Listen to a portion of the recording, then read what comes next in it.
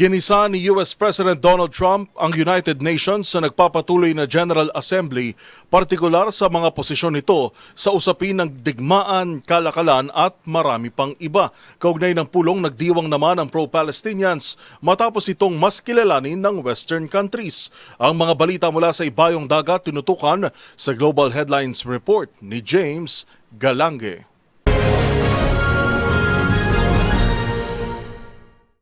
Balita mula sa Amerika. Binigyan ng mabibigat na sermon ni US President Donald Trump ang European countries at iba pang mga bansang kasapi sa nagaganap na United Nations General Assembly 2025.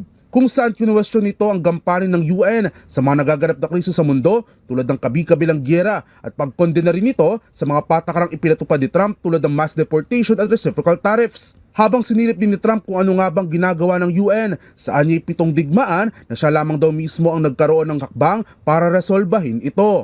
For the most part, at least for now, all they seem to do is write a really strongly worded letter and then never follow that letter up. It's empty words, and empty words don't solve war. Samantala, ito na ang kauna-unahang UN appearance ni Trump mula nang maupo ulit sa pwesto noong Enero.